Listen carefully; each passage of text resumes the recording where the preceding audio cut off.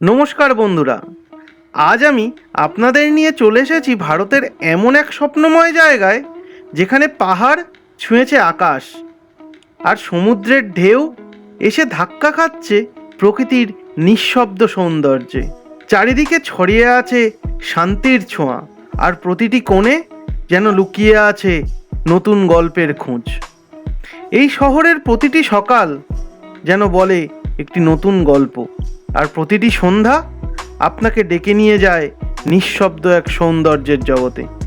এখানে ইতিহাস আর আধুনিকতার আছে অপূর্ব মেলবন্ধন। আছে মনোমুগ্ধকর মন্দির, শান্ত নিরিবিলি সমুদ্র সৈকত, ঘন সবুজ পাহাড়ি ট্রেল, আর এমন সব খাবার যা একবার চেখে দেখলে ভুলতে পারবেন না। তবে আর কি, আমি অভিরূপ, আপনাদের গাইড, স্বাগত জানাই আমার চ্যানেল দ্য পকেট ট্রাভেলারে। তাই আর দেরি না করে চলুন আমার সঙ্গে একসাথে ঘুরে দেখি এই স্বপ্নের শহরকে। শুরু হচ্ছে আমাদের আজকের journey. Hello, good morning from Vizag. আজকে ডে 2, আজকে আমরা ভাইজাগে সাইট সিইং করব। সাউথের দিকে আজকে যাওয়ার প্ল্যান আছে। আমরা সবাই রেডি। আগে হোটেলের নিচে যাবো, ওদের ডাইনিংয়ে ব্রেকফাস্ট করবো। অলরেডি গাড়ি বলা আছে, গাড়ি নিয়ে সাউথে সাইট সিইং করতে যাবো। চলো, দেখা হচ্ছে ডাইনিং এরিয়াতে। Tata. Wanderlust tugs and it pulls me near, with open maps and no trace of fear. The sky is so wide where dreams will dwell. The pocket traveler. আমরা এখন এসে গেছি ক্যাফে ডুইনের মধ্যে, মানে আমাদের হোটেল উইন্ডসর পার্কের dining এরিয়াতে। এখন ব্রেকফাস্ট করা হবে। চলো দেখে নেওয়া যাক ব্রেকফাস্টে কি কি আছে। আজকের ব্রেকফাস্টে ছিল এক রাজকীয় আয়োজন। জুস থেকে শুরু করে পুরি, সবজি, পোহা, ইডলি, মেদু বড়া, ডাল বড়া, বয়েলড এগ, আরো কত কি। যারা হালকা ব্রেকফাস্ট পছন্দ করে তাদের জন্য ছিল ব্রেড টোস্ট, বাটার টোস্ট, এছাড়া গরম কফি, চা, দুধ তো আছেই। আর সবচেয়ে মজার ব্যাপার, এখানে লাইভ কাউন্টার ছিল যেখানে তুমি নিজের মতো করে অমলেট, ধোসা বানিয়ে নিতে পারবে। তো বন্ধুরা, আমার প্লেট তো একেবারে ভরে গিয়েছিল। তোমরা যদি বিশাখাপত্তনম আসো তাহলে হোটেল উইন্ডসর পার্কের এই ব্রেকফাস্ট বাফেটটা একবার ট্রাই করে দেখো। পেটও ভরবে, মনও ভরে যাবে। আমরা ব্রেকফাস্ট করে খাওয়া দাওয়া করে রেডি, গাড়ি এসে দাঁড়িয়ে রয়েছে। আমরা গাড়িতে উঠবো, গাড়িতে করে আজকে শুরু করবো আজকে সাইট সিইং। সাথে থাকো, দেখতে থাকো। চলো দেরি না করে গাড়িতে ওঠা যাক। ব্রেকফাস্ট কমপ্লিট করে আমরা রওনা দিই আমাদের প্রথম গন্তব্য সীমাচলম টেম্পলের জন্য। Wanderlust tugs and it pulls me near, with open maps and no trace of fear. The sky is so wide where dreams will dwell.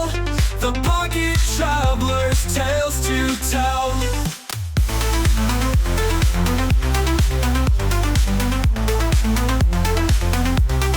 Mirrored lakes and forest trails, postcards drift like paper sails. Each turn unfolds a brand new spell. The pocket traveler rings.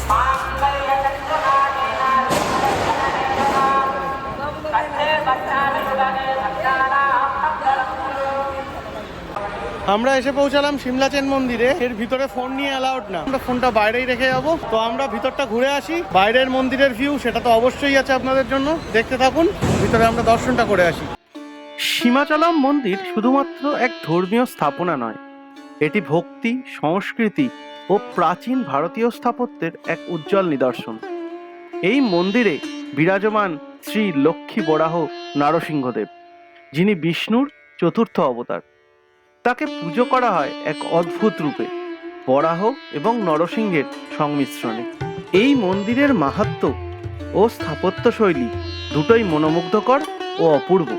এই মুহূর্তে আমরা মন্দির থেকে বেরোলাম। সাউথের architecture নিয়ে কোনো কথাই হবে না, প্রত্যেকটা জায়গায় আছে সুন্দর সুন্দর কাজ। মন্দিরের ভেতরটা খুবই সুন্দর, এখানে না আসলে বোঝা যাবে না, ভেতরে ঢুকেই দেখতে হবে। সত্যি খুব সুন্দর ভেতরটা। সীমাচলম মন্দিরের প্রাচীন ইতিহাস 1100 থেকে 1200 শতকের দিকে চোল রাজাদের আমলে শুরু হয় বলে ধারণা করা হয়। মন্দিরের স্থাপত্য শৈলী কলিঙ্গ ও দক্ষিণ ভারতীয় দ্রাবিড় ধাঁচের এক অসাধারণ সংমিশ্রণ। বিশাল পাথরের নির্মাণ, সূক্ষ্ম খোদাই করা স্তম্ভ এবং অলংকার মণ্ডিত গর্ভগৃহ এই মন্দিরকে এক স্থাপত্য চমক করে তুলেছে। প্রতিটি স্তম্ভ ও প্রাচীরে পুরাণ কথা ও দেবদেবীদের দৃশ্য নিখুঁতভাবে খোদাই করা।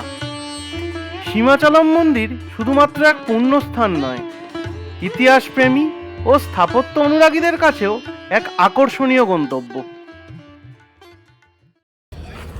আমরা সীমাচলাম টেম্পল থেকে দেখে এবার যাব ইয়ারাডা বিচ। সেই যাওয়ার পথেই রাস্তায় একটু 2 মিনিটের জন্য দাঁড়ানো।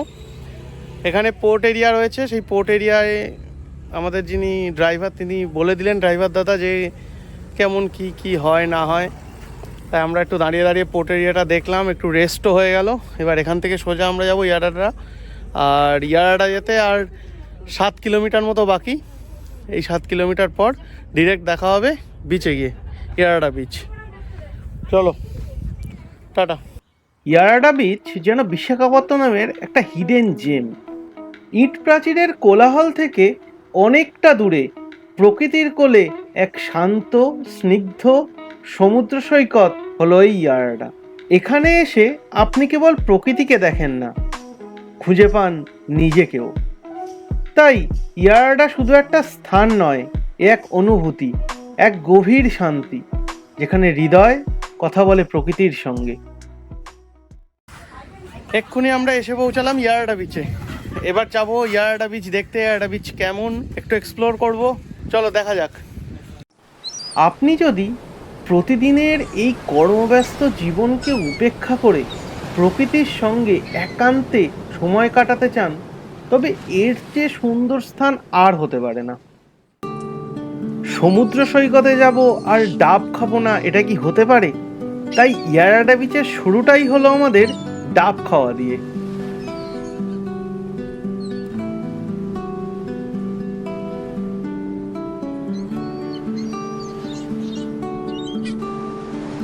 এই ইয়ারাডা সমুদ্র সৈকত তুলনামূলকভাবে অজানা ও শান্ত।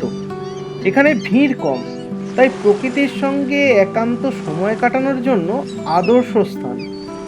চারপাশে সবুজ পাহাড়, সোনালি বালির তট আর নীল জলরাশি একত্রে সৃষ্টি করেছে এক জাদুকরী পরিবেশ। যারা প্রকৃতিকে ভালোবাসেন বা একটু নির্জনে কাটাতে চান, তাদের জন্য ইয়ারাডা এক স্বর্গের মতো। তবে বলে রাখা ভালো, ইয়ারাডা বিচের আশেপাশে যদি আপনি কোনো খাওয়া দাওয়ার সন্ধান করতে চান, তার সংখ্যা খুবই সীমিত। এই সমুদ্র সৈকতের আশেপাশে আপনারা খুবই হাতে গোনা কয়েকটা দোকান পাবেন, যেখান থেকে আপনারা কিছু খাওয়া দাওয়া করতে পারবেন। এখানে পৌঁছাতে হলে আপনাকে বিশাখাপত্তনম শহর থেকে 15 থেকে 20 কিলোমিটার পথ যেতে হয়।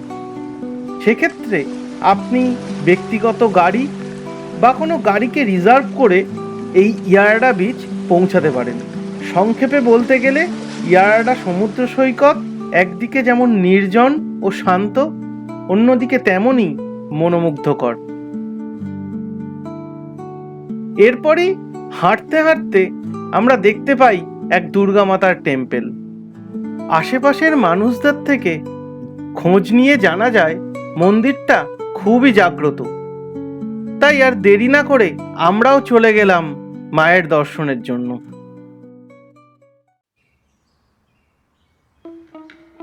ইয়ারাডা বিচ ঘোরা শেষ করে আমরা রওনা দিই আমাদের পরবর্তী গন্তব্য লাইট হাউসের জন্য।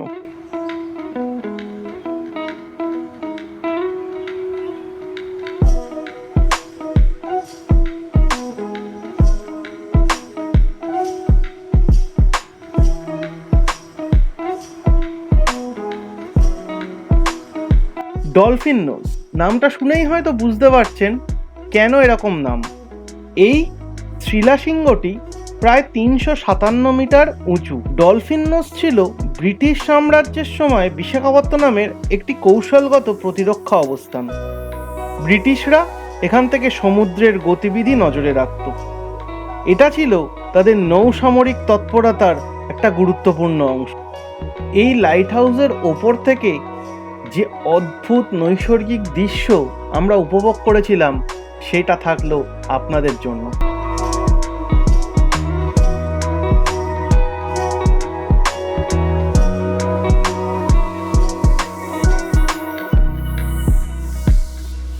ডলফিন নোজ লাইট হাউস দেখার পর আমাদের আজকের শেষ গন্তব্য ছিল রসিল চার্চ।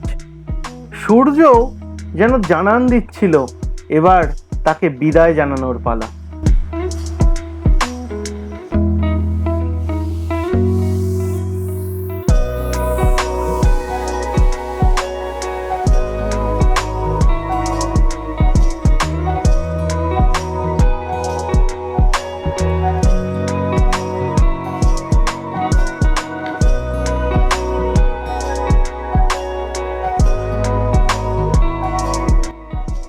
রসেল চার্চ ঘুরে দেখে এবার আমরা ফেরার জন্য রওনা দিই।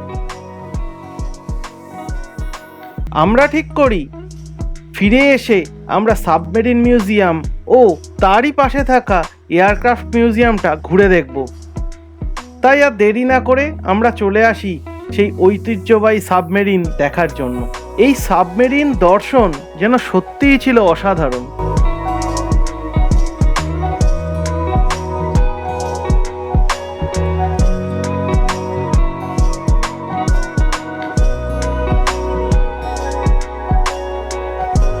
সাবমেরিন মিউজিয়াম আর এয়ারক্রাফট মিউজিয়াম দেখার পর পেয়ে গিয়েছিল খুব খিদে, তাই উইন্ডিজ কিচেন থেকে অর্ডার করে দিয়েছিলাম চা আর টাংরি। তন্দুরিটা কি ওখানকার মতনই? তন্দুরি খেয়ে কেমন লাগছে?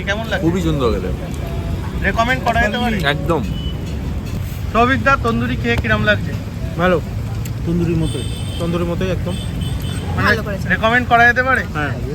তোমরাও যদি ভাইজ্যাক আসো এই উইন্ডিজ কিচেন থেকে কিছু খাবার ট্রাই করে দেখতে পারো, হতাশ হবে না। আমাদের আজকের মতো ঘোরা কমপ্লিট। আজকে আমরা গেছিলাম ভাইজ্যাকের সাউথটা, দেখতেই পেলেন কোথায় কোথায় ঘুরলাম। আমরা সন্ধ্যের সময় এসে নামি আরকে বিচে যে সাবমেরিনটা আছে তার সামনেই।